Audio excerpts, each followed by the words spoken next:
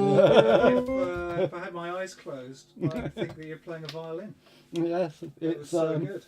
Only What are you? But what are you? It's not a violin. What it's is not it a then? violin. It's a Roland organ strings 09, an RS-09, with some notes missing, Oh yeah. which makes it a bit tricky to play. It's short on D's and A's. Okay. No, D's and F's. Do you have to order those from China, or is there a guy somewhere that makes them now in the UK? Oh yeah, you can get hand built D's. Are easy to find. It's but yeah, you need to go to China for F's. I think there's a flat note missing as well. Oh, no. That's What's yeah. actually wrong with the keyboard? Then? What's actually wrong with it is it's been mistreated. I've cleared out all the fluff. And how long did that take then? About an hour and a half. It was full. That's a lot of fluff. That's a lot of fluff. Yeah, well, there's two things wrong with it. Well, two main things wrong with it. One was the top octave generator chip, and then it's got two divider chips as well that divides down the octaves, and one of those has gone, which is why it's not got any notes at the moment somewhere. And because this uses the divider chips, that means it's completely polyphonic. You can Yes, play every key. you can in fact play every single note at the same time and make a horrible racket. So It can is. you explain that? So that the oscillator chip, The did I oscillator, get that right? In the middle there. yeah. Now that's usually just an ordinary chip, which and that generates your top octave. And then it uses these two divider chips to split that down into your other octaves. Unfortunately, the top octave generator had burnt out, which are normally very expensive, but there's a little company called Flat Keys in Scarborough that started making these bits, which are, it's basically a circuit that replicates what that chip does.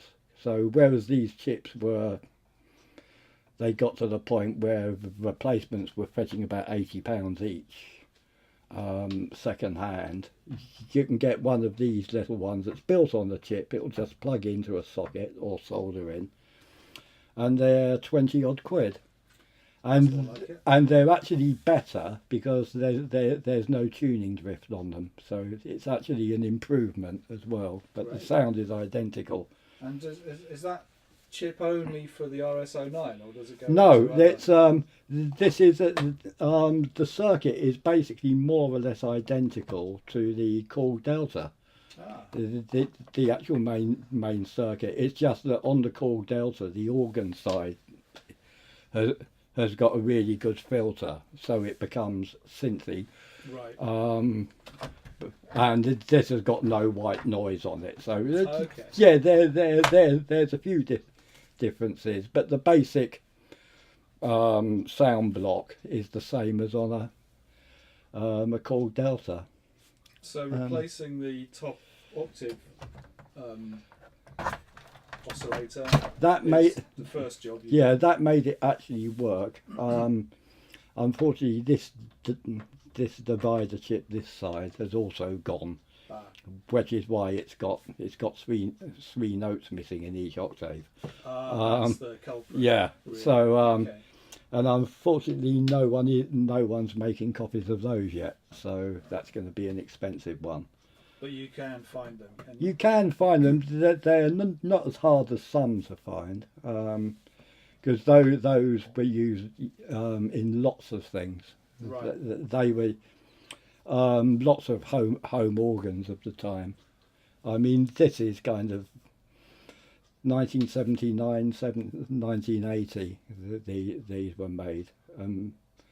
Virtually every home organ used the same divider chips. So although they're not made now, there's plenty of them about. Have you already located? Yes, I've located one, and it's on its way from Berlin.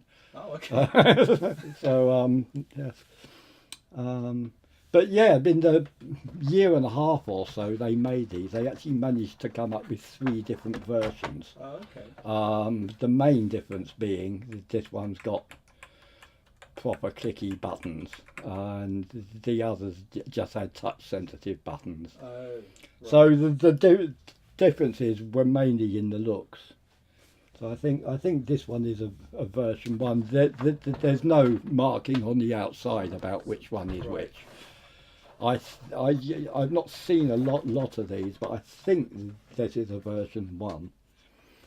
But the difference, apart from the switches, the differences were mainly cosmetic.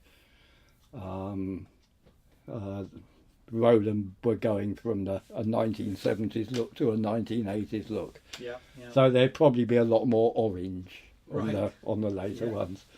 Yeah, But that's yeah. interesting, isn't it? The Roland aesthetic, as it developed from the 70s look through to the 80s. It was very sharp and cut Right. off with Roland. It Oh, was, okay. you know, there were lots of things they did. It was suddenly a new model, but it wasn't actually a new model. It was just a different box. Right. Yeah, but yeah, yes. When all the notes are working, they sound nice.